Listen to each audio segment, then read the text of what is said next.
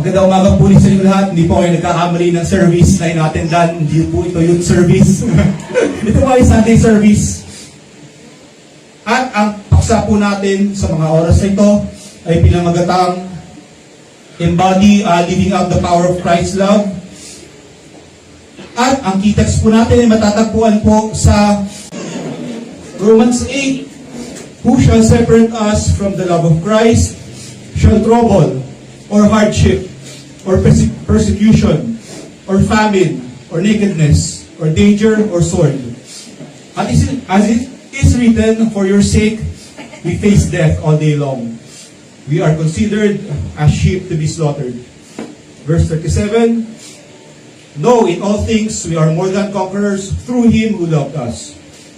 For I am convinced that neither death nor life, nor angels nor demons, neither present nor the future, nor any powers, neither height nor depth, nor anything else in all creation will be able to separate us from the love of God that is in Christ Jesus our Lord. So, ang ating Diyos ay pag-ibig. Tayo po ba ay nag-agree sa statement na yon? Amen. Okay, amen. At dahil tayo naniniwala na ang Diyos ang pag-ibig, naniniwala rin po ako personally na hindi tayo pwedeng magmahal nang wala ang Panginoong Diyos sa eksena. Di ba? At kung gaano natin kakilala ang ating Panginoon, doon din nakabase kung gaano tayo mag-respond, magmahal sa ating kapwa. Kung maliit ang ating pagkakakilala sa Panginoon, titipirin din natin yung pagkakakilala at pagmamahal natin sa ating kapwa. At kung naroon yung malaking pagkakakilala at pagtitiwala at pananampalataya natin sa Panginoon, makikita rin po natin naroon yung malaking pagmamahal natin sa ating kapwa na ma-achieve po natin yung tinatawag na selfless love kagaya ng pagmamahal ng ating Panginoon. Si A.W. Tozer po ay merong isang babala sa bawat isa sa atin. Kasi ang sabi po dito, what comes into our minds when we think about God is the most important thing about us. Ano nga bang naiisip natin kapag naaalala natin ang Diyos? Unang bagay na naiisip natin.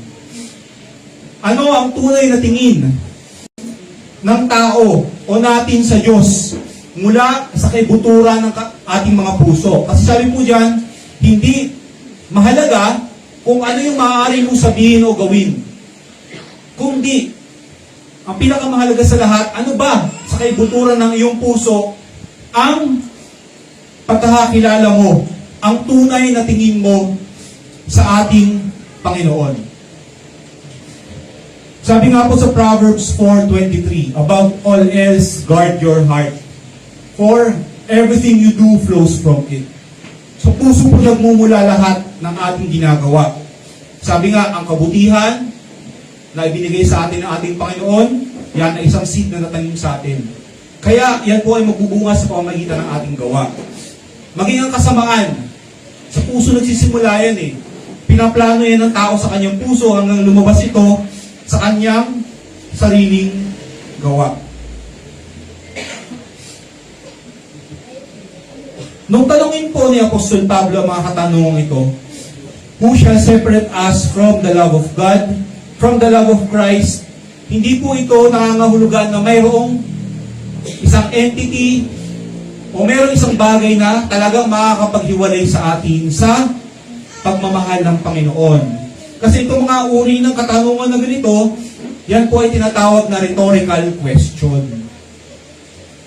Ang rhetorical question po ay tinatanong para hindi sagutin, kung hindi para bigyan ng emphasis ang isang known fact. Ano nga po ba yung fact na pinag-uusapan natin dito? Yun po ay ang pagmamahal ng ating Panginoon. Na alam naman po natin na talagang unconditional sa buhay ng bawat isa sa atin. Ito po ay makikita natin na talamak na nung panahon ni Apostol Pablo yung ganitong uri ng pagsusulat sapagkat ito po ay ginagamit ng mga Greek philosopher at tinatawag po itong diatribe. Ano po ba yung tinatawag na diatribe? Ito po ay yung pag-anticipate sa maaaring tanong o maaaring objection ng mga nakikinig o magbabasa. So sa pamamagitan po ng knowledge na binigay ng ating Panginoon, kay Apostol Pablo, na-anticipate po niya na maaaring may magtanong tungkol sa pagmamahal at kabutihan ng Diyos. Kaya, inilista po niya sa mga susunod na verse yung mga bagay na normally makakapaghiwalay sa pag-ibig ng tao sa kapwa-tao. Kung ating titignan sa mga susunod na verse, di ba, nalista doon yung trouble, hardship, persecution, famine, nakedness o kaubaran, danger o panganib, sword at tabak. Yan tinatawag na tabak sa Tagalog. Yun po yung mga bagay na normally kapag naranasan ng tao, ayaw na siya. O maaaring magbigay ng challenge sa kanyang pagmamahal sa kanyang kapwa. Mga kaibigan, so lahat naman po tayo, mayroong kaibigan dito, di ba? Meron ba ditong walang kaibigan? Kawawa ka naman. So, kung may kaibigan ka, naniniwala ako na naranasan mo minsan sa buhay mo na magkaroon ka ng problema. At sa problemang yon, nandun na nalaman mo kung sino yung totoong kaibigan at kung sino yung parang extra lang sa buhay mo, di ba? Makikita natin na yung pagsubok o trouble, nakakatest yan ng friendship ng pagmamahal mo sa iyong kaibigan. Partners sometimes leave each other due to hardship, di ba? Naalala ko po yung sinumpaan, di ba? Sabi nga, for better or for worse. Talagang for richer or for poorer. Nandun po na talagang sa hirap at ginhawa, dapat ay nakamandate talaga sa atin yon na manatili tayo dun sa vow na binigay natin. Dun sa mga kasal na po dito, di ba? Ganun po dapat. Citizens, no matter how great their national pride is, will leave everything just to have food on their tables. Nakita natin, historically speaking, World War II pa lamang po, di ba? Nagkaroon ng mga makapili para lang magkaroon ng pagkain sa kanilang hapag. Di ba? Nagkaroon ng taggutom dahil nga sinakop tayo. At nagkaroon ng mga taksil tinatawag sa bayan. Makikita rin po natin na kahit gaano man kaloyal ang isang follower o supporter, ay kapag nagkaroon ito ng persecution, matcha-challenge yung kanyang paniniwala at magkakaroon siya ng parang chance o maaaring i-abandon niya yung kanyang belief, yung kanyang faith dahil po sa persecution. Pero nakakaserte po natin bilang mga Kristiyano na hindi po ganito magmahal ang ating Panginoon. Hindi po siya napipigilan ng trouble. Hindi po siya napipigilan ng hardship. Ganito po, ka-steadfast at ka-faithful ang ating Panginoon sa kanyang pag-ibig sa bawat isa sa atin. While we were still sinners, Christ died for us. Hindi pa man natin nabubuo, o di pa man tayo nabubuo ng ating mga magulang, hindi pa man tayo nagkakasala ng una nating pagkakasala, ang ating Panginoong Diyos po ay namatay na para sa atin, para sa ikatutubos ng kasalanan ng bawat isa sa atin. At mind you, mga kapatid, yung kamatayan po ng ating Panginoon sa krus ng Kalbaryo, hindi po yung nakadepende sa ating pagtanggap sa Kanya o hindi pagtanggap sa Kanya. Siya po ay namatay para sa bawat isa sa atin. Tayo man ay makasalanan, sa tingin natin ay tayo madumi sa harapan ng Diyos, namatay po siya para sa atin.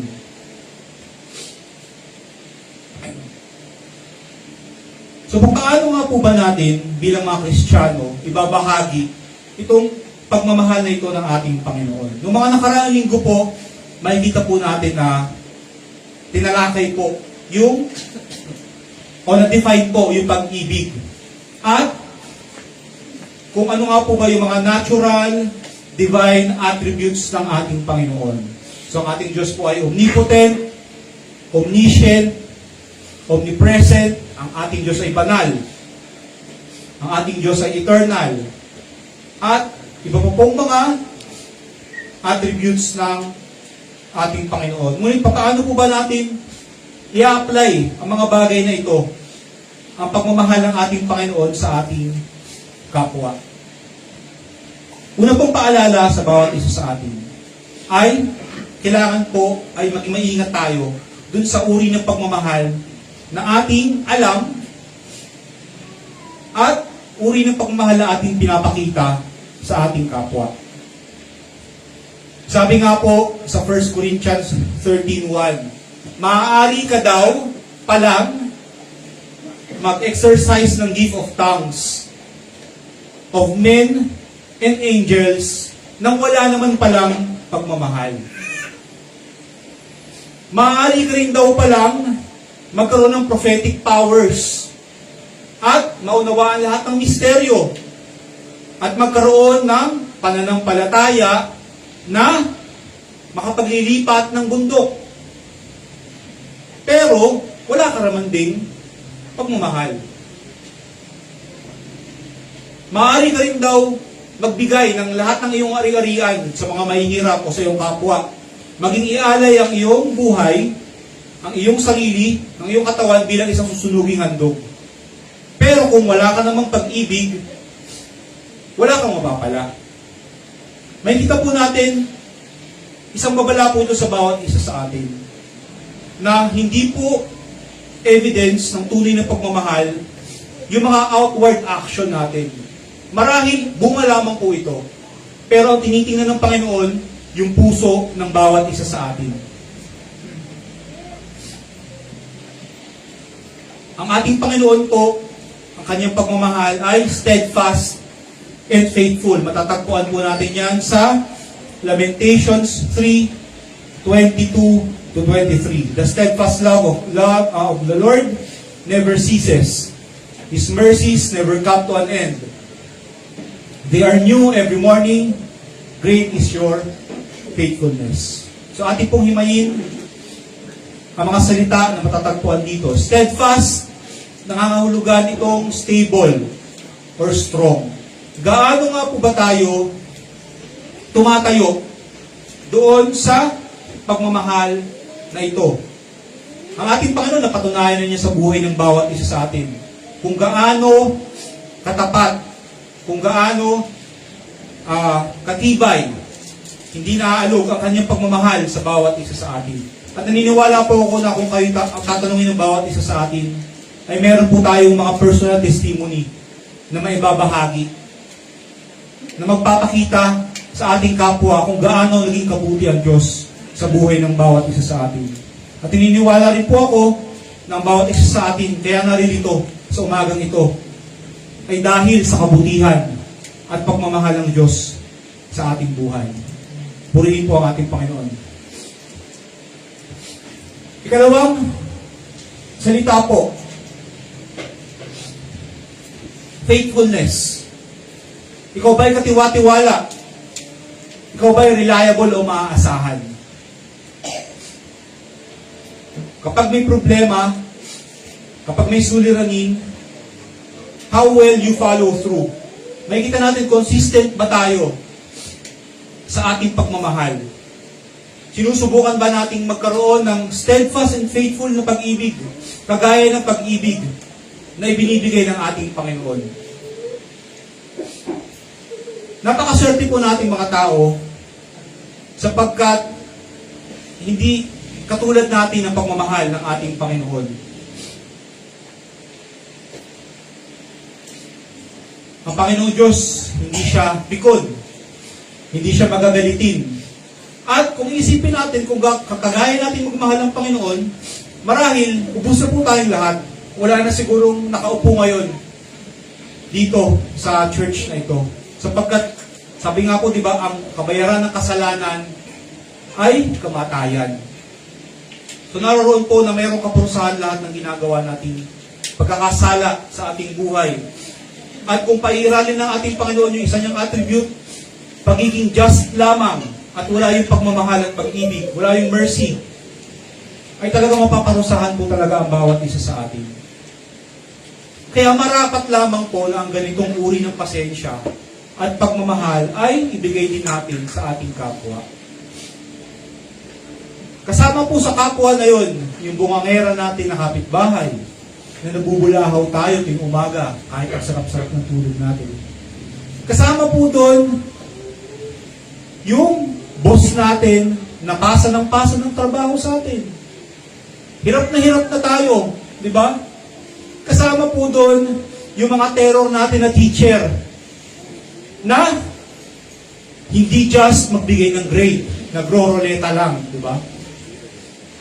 Kasama po doon, kahit na yung nasinggero nating tatay, kasama sa pag-ibig po, yung ating nanay na bungangera, at kung sa mga magulang naman, kasama po yung kahit na alibughang anak na meron ka, kasama po doon sa pagpapasensya na binibigay ng Panginoon sa araw-araw.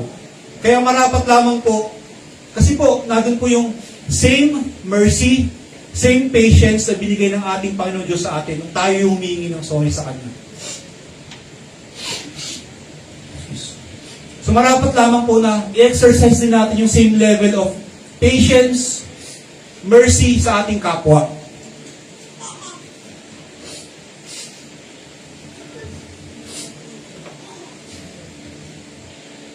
We need to offer the same compassion that is new every morning. Napakahirap at napaka-challenging po nito sa totoo lang.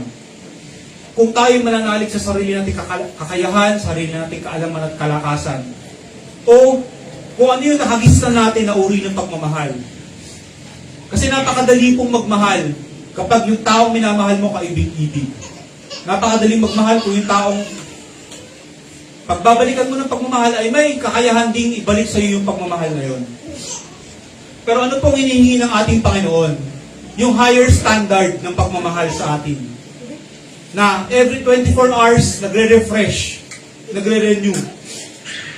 Sabi po dito, do not count past mistakes.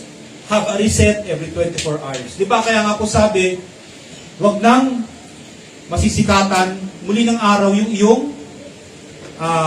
conflict sa iyong kapwa. Di ba? Patawarin mo na siya. Bigyan mo na siya ng panibagong chance. Nang sa gayon na hindi mo nabibigin pa yung bigat ng problema na yon. Pero hindi po ito nangangahulugan kasi may tawag po dito dun sa pagpapatawad na new every morning. Tinatawag na morning mercy. Pero it does not mean to forget the past. You just refuse to let it dictate your kindness today. Ano nga po ba ibig sabihin nun? Yung pagpapakita po ng mercy kada umaga, na bago, na fresh. Hindi po ibig sabihin nun na kinakalimutan mo na lahat. Pero, ito po ay nangangahulugan na hindi mo ito hinahayaan na diktahan pa yung kabutihan na maaari mo ipakita sa araw na ito. Kasi ang problema po, natatali po tayo masyado sa past natin. Nalilimitahan po tayo bilang tao at nakakalungkot isipin na parang yung nakagawa ng kasalanan sa atin, minsan, mas masaya pa at mas malaya pa kaysa sa atin na naging biktima. Siguro na-observe na po ng bawat isa sa atin yun na bakit yung kapitbahay ko na nangutang sa akin at hindi pa rin nagbabayad lang ngayon, siya happy-happy lang. Masaya. Mukhang jolly sa buhay, pero ako yung nautangan. Ako yung parang pinagbagsakan ng langit at lupa. Di ba? Ako yung niloko. Ako yung pinagtaksilan, pero bakit yung nanloko sa akin parang mas masaya pa? Di ba? Ang problema po kasi ay hindi po natin pinapalaya yung ating mga sarili dun sa nakaraan. Kaya, nagiging problema ay nadiliktahan ng ating nakaraan, yung ating kasalukuyan, at yung ating hinaharap. We need to get our supply of God's love from God's faithful love. Tayo po ay limitado lamang bilang tao. At sa kakayahan nating magmahal, madali po nating marating yung tinatawag na limit ng bawat isa sa atin. Diba? Sabi nga, yung kasabihan, one is too much, two is deadly ba? O binawasan ko ba ng isa? 3 ba dapat yun? Okay, di ba? Makikita natin na limitado lamang po tayo bilang tao. At kahit tayo mga Kristiyano na, ay challenging pa rin sa bawat isa sa atin yung mag-exercise na ganitong uri ng pagmamahal. Pwede natin sabihin, ay, yung ganyan pagmamahal, para kay Lord lang yan napakahirap gawin yan. Pero kung atin pong susubukan, na kunin yung supply ng ating pagmamahal sa ating Panginoon, mula sa kanyang faithful love, hindi po nakadepende sa ating kapwa, hindi po nakadepende sa ating mga puso, kundi sa Panginoon. Hugutin po natin sa Panginoon ang pagmamahal na dapat ibigay natin sa ating kapwa.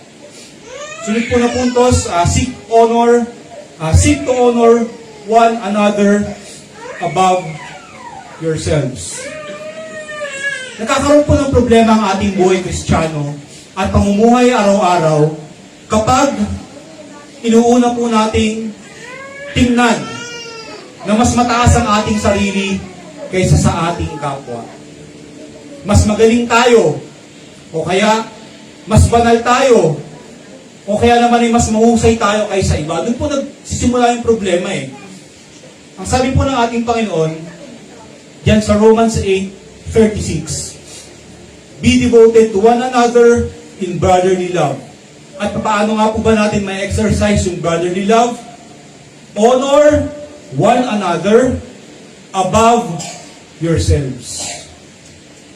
Ito po ay binigay para sa mga mananampalataya. At sinulat ni Apostol Pablo. Huwag po nating unahin yung ating mga sarili. Huwag po nating i-exercise o paganahin yung arrogance, yung pride sa ating buhay. Ang ating Panginoong Diyos, ayaw niya ng pride sa totoo lang. Gusto niya nagpapasakop tayo at nagpapakumbaba sa kanyang harapan.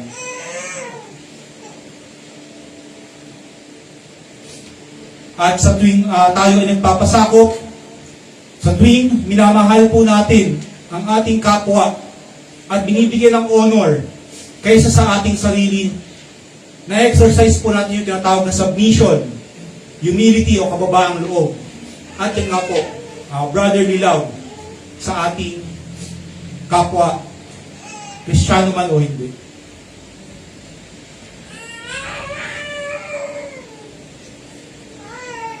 Kung ating babalikan po, yung Romans 8, di ba?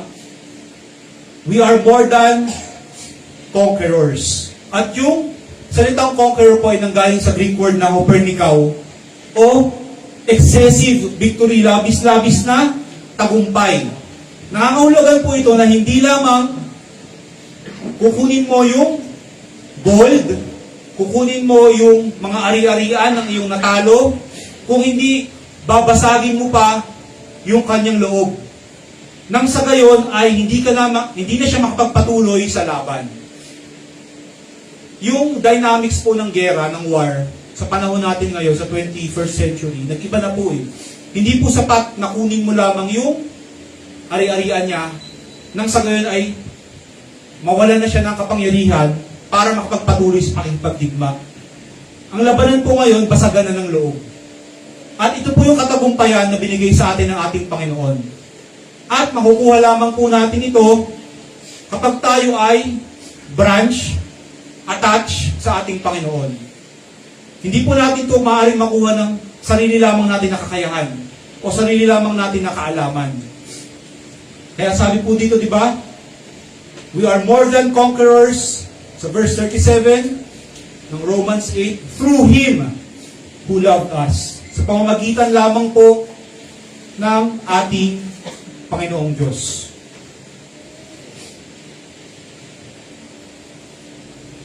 Alam naman po natin na napakahirap na ng buhay. Sa panahon natin ngayon, talagang challenging na ang magmahal. Kasi kung iirali lamang natin yung ating mga mata at magiging emotional tayo sa mga bagay-bagay, makikita natin na sa lipunan pa lang sa gobyerno, sa mga namumuno sa atin, tila napakahirap na pong mag-exercise ng pagmamahal na nais ng Panginoong Diyos ay ipakita natin sa ating kapwa.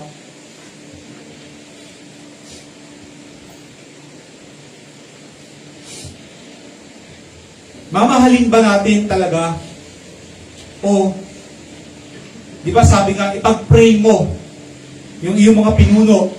Minsan, tanong sa akin yun eh. Minsan nakakainis na din, di ba? Na, Lord, talaga bang dapat ko pa silang mahalin? Eh, corrupt naman sila. Ipagpipray ko mo ba sila na humaba ang kanilang buhay? Kung sila naman ay hindi makatao, hindi just. Pero ito po, yung pag-ibig na hinahanap sa atin ng Panginoon. We are called to a higher standard. At hindi lamang po ito sa giving, hindi lamang po ito sa pakikipagkapwa-tao, higit sa lahat, sa pagmamahal. Hindi po dapat standard ng sanlibutan yung ating ginagamit, kundi standard na nagmumula sa Biblia, sa salita ng ating Panginoon. Ito po, ang isang napakagandang halimbawa sa buhay ng Apostol Pablo sa aklat ng mga Filipos, chapter 3, verse 10. Sabi po dyan, I want to know Christ. Yes, to know the power of His resurrection and participation in His sufferings, becoming like Him in His death. Nais po ba nating maranasan ang kapangyarihan ng ating Panginoong Diyos sa ating buhay? Pakitaas ng kamay ang gusto na kapangyarihan ng Diyos sa kanyang buhay. Maraming salamat po. Sino naman ang willing makihati sa suffering ng ating Panginoon? O bakit wala? Meron konti. Purihin ng Diyos sa kanilang buhay. Yun po yung nagiging problema natin mga Kristiyano. Willing tayo sa power. Lord, akin na yan. Pero pagdating sa suffering, wala na. Lord, sa'yo na lang yan. Napako ka naman sa krus. Hindi po dapat ganun.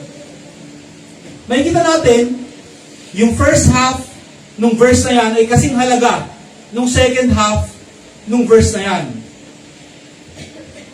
Yung napakagandang buhay po na halimbawa ni Apostol Pablo ay makikita po natin yan sa tinatawag na Pauline epistles, dun sa mga sulatin niya para sa mga iglesia. At yan po ay tinatalakay po natin isa-isa dun sa ating tinatawag na prayer meeting tuwing Sabado. Pinagbubulay-bulayan po natin kung gaano naging kabuti ang ating Panginoong Diyos sa buhay ng mga Kristiyano noon sa unang iglesia, na yung kanyang kabutihan ay nagtatranscend hanggang sa panahon natin ngayon. Kaya iniimbitahan ko rin po ang bawat isa na umattend dun sa ating tinatawag na Saturday prayer meeting. At tayo po ay doon mananalangin, tataas natin ang ating bayan kasi talagang kailangan natin ating bayan ng panalangin. Hindi po kaya ito ng tao, hindi po ito kaya ng individual na kilos natin. Ang Diyos na lamang po talaga ang makakapagbabago, makapagliligtas sa bansang ito. Kaya nararapat po na ipanalangin natin ang ating bansa, ang mga pinuno ng ating bansa. Yan, kundi pati rin po yung mga global na nangyayari sa ating paligid. Yan, dinudulog po natin yan sa ating prayer meeting, kasama po ng mga panalangin na rin para sa mga kapwa, kapatid, mga churches, iglesia ng Panginoon, mga gawain niya at kanyang mga lingkod.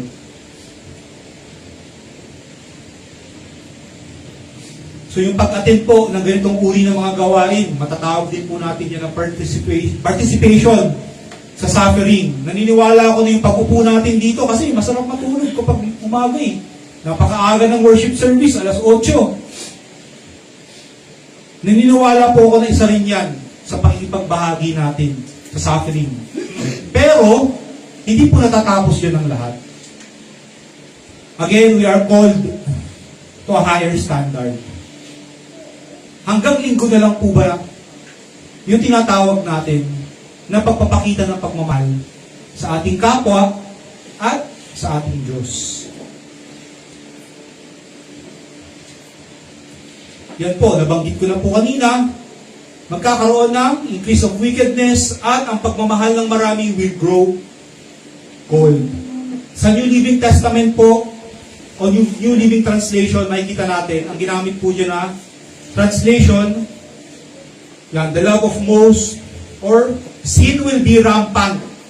Kaya magiging called ang pagmamahal ng karamihan. Kung ating babalikan sa Romans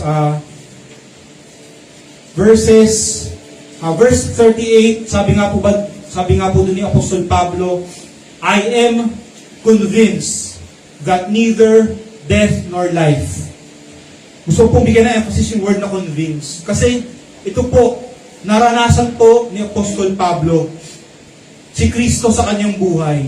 Ang kabutihan ng ating Panginoon sa kabila ng paglilingkod niya sa kanyang kapwa, ay naroon pa rin yung mga tinatawag na persecution, di ba?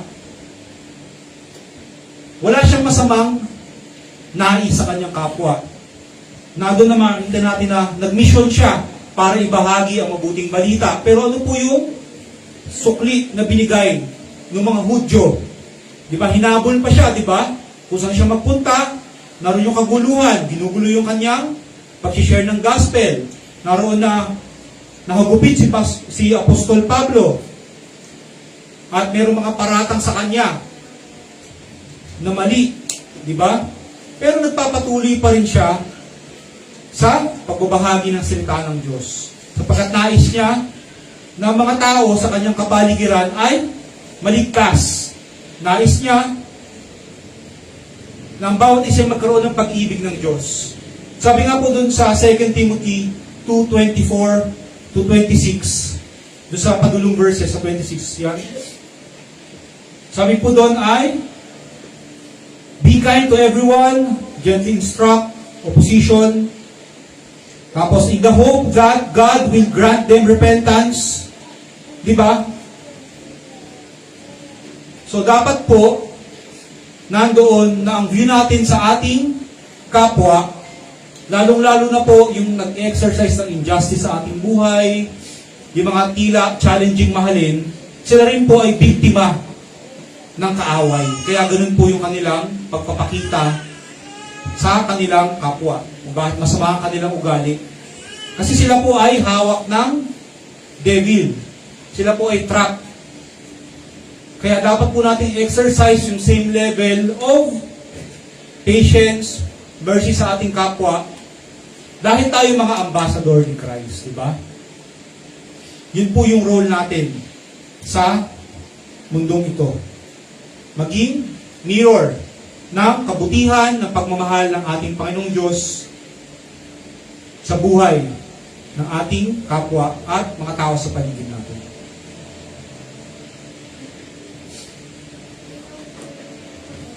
Ephesians 2:10, for we are God's handiwork, created in Christ Jesus to do good works, which God prepared in advance for us to do. Nung tayo po ay tubusin na ng ating Panginoon Diyos sa pamamagitan ng kanyang krus, sa pamamagitan ng kanyang dugo sa krus ng Kalbaryo, loving others is no longer about us. Sapagkat ang buhay po natin ay binili na niya. Hindi na po tutungkol sa kaya ko ba o dapat ba. Ito po ay dapat na gampanan at tayuan natin bilang Kristiyano. Sapagkat tayo po ay kanyang nilikha na may sole purpose. Ito po ay to do good works. At yung mga good works po na ito ay nakalatag na sa atin in advance. Ibinigay na ng Diyos sa bawat isa sa atin. Hindi pa man tayo nililikha.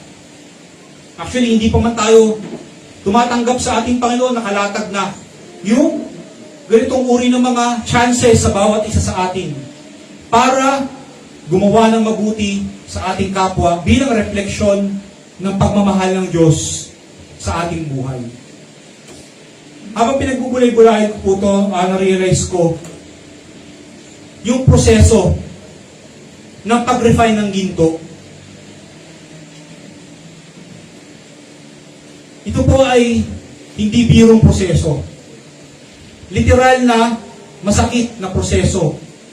Kung nakararamdam lamang po ang ginto, di ba? Sipin natin. Anong mararamdaman mo kapag isinalang ka sa apoy? Anong mararamdaman mo kapag pinupok ka paulit-ulit? Ganun po ang ginagawa ng ating Diyos sa araw-araw, sa buhay ng bawat isa sa atin.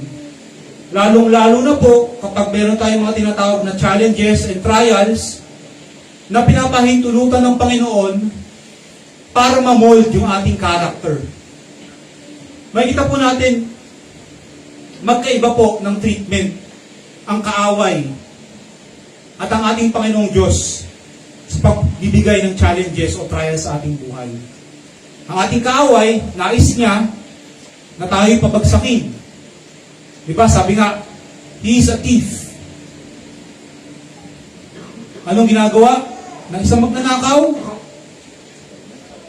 Yan, pumatay, magwasak, at magnakaw. Nais niya to bring the worst in us. Na sa tuwing may trial tayo, lumabas yung masama nating ugali.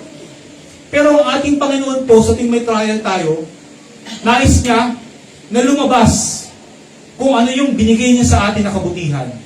Kung ano yung tinanim niya sa buhay ng bawat isa sa atin. At yun po yung nangyayari dito sa proseso ng pagre-refine.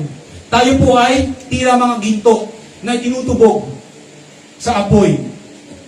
Hinuhulma ayon sa kanyang nais. Ang ating Panginoon, siya yung blacksmith ng ating buhay. At tayo yung mga ginto na idinadarang sa apoy. Ano nga po ba ang purpose ng pagdadarang sa atin sa apoy? Para mawala yung mga tinatawag na impurities. Kasi pagtaas po ng karat ng ginto, nandun yung tinatawag na properties of matter na luster, kintab. At makikita natin yun, kapag mas mataas ang karat ng ginto, mas parang nagiging salamin siya. Nawawala ang impurity.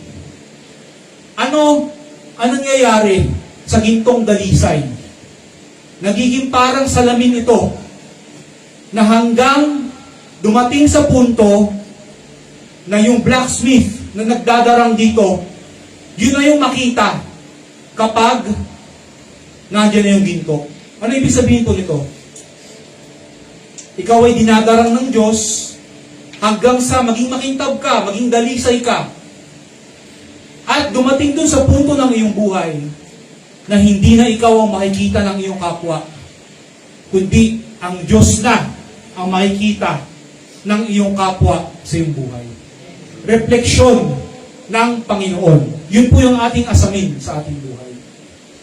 At mangyayari lamang po ang lahat ng ito kung tayo po ay magpapasakop sa ating Panginoon. Kung tayo po ay patuloy na susunod sa Kanya. Naalala ko po yung parable of the talents, di ba? At isa po sa mga bagay na nag-strike sa akin dito ay yung salita sa verse 15 na ibinigay yung 2,000, yung 1,000 na ginto, at yung 5,000 ayon sa kakayahan ng bawat isa na magnegosyo. Hindi po unfair ang ating Panginoon. Kung ano man yung pagsubok na ibibigay niya sa buhay ng bawat isa sa atin para tayo maging dalisay, yan po ay naaayon sa ating kakayahan. Sa ating kakayahan na tumanggap ng problema. Sa ating kakayahan na mag-exhibit ng pananampalataya sa ating Panginoon. Ang tanong na lamang po dito ay yung ating submission sa Kanya. Yung ating pagtitiwala sa ating Panginoon sa gitna ng mga suliranin at problema na ating nararanasan. Gaano nga po ba natin kakilala ang ating Panginoon? Sapagkat ang ating pagkakakilala sa ating Panginoon, dun po magre-reflect yung ating pagmamahal, pakikitungo sa ating kapwa. Mas naisip po natin sa ating buhay sa mga oras na ito, na tayo po ipakilala pa ng ating Panginoon ang kanyang sarili sa ating buhay. Lord, hindi pa kita masyadong kilala. Lord, kulang pa ang aking kaalaman tungkol sa iyo. Lord, mag-reveal ka sa buhay ko. Tayo po'y manalangin sa ating Panginoon. Tayo po'y magmulahat. Panginoon, narito po kami sa inyong banal na harapan sa mga oras nito. Nagpapakumbaba po kami at humihingi ng kapatawaran sa aming mga buhay kung kami po ay nagkukulang at nagkakasala. Patawad po kung nagiging unfair po kami sa aming kapwa. Hindi po namin lubusang nauunawaan ang pagmamahal na dapat namin ipagkaloob, ibigay sa aming mga kapwa, Panginoon. Panginoon, turuan niyo po kami na magmahal ng kagaya mo. Kagaya po ng sakripisyo na yung ginawa sa krus ng Kalbaryo, hindi lamang po, Panginoon, sa mga mabubuting tao sa amin, kung hindi, Panginoon, maging sa mga challenging na tao sa aming kapaligiran, turuan niyo po kami magmahal ng pagmamahal na kagaya mo, Panginoon. Panginoon, sa iyong pagdalisay sa bawat isa sa amin, bigyan niyo po kami ng kalakasan, katatagan, Panginoon, na malampasan ang mga pagsubok na ito ng aming buhay. O Panginoon, naniniwala kami na hindi kami exempted sa mga pagsubok ng buhay. Ngunit naniniwala rin po kami na gagamitin mo ang mga pagsubok na ito, Panginoon, upang madalisay ang bawat isa sa amin, mailabas, Panginoon, ang karakter mo sa buhay ng bawat isa sa amin. Patuloy po kaming tulungan magmahal, Panginoon. Sapagkat kung aming sariling kakayahan lamang, Panginoon, ay hindi po namin kaya ang mga bagay na ito. Nagpapakumbaba po kami sa inyong banal na harapan. Patuloy po kami, Panginoon, bigyan ng tamang puso, tamang pag-iisip, Panginoon, sa inyong banal na harapan, na sa gayon, Panginoon, ay matayuan namin, malakaran namin, Panginoon, ang iyong mga salita. At sa dulo ng aming mga buhay, Panginoon, ay masabi mo, Panginoon, well done, good and faithful servant. Maraming salamat, Panginoon, sa iyong mga paalala. Patuloy po kami tustusan, Panginoon, ng iyong pag-ibig, pagmamahal, at tulungan niyo po kami, Panginoon, na may bahagi namin ito ng buong buo sa aming kapwa. Maraming salamat po sa pangalan ni Jesus.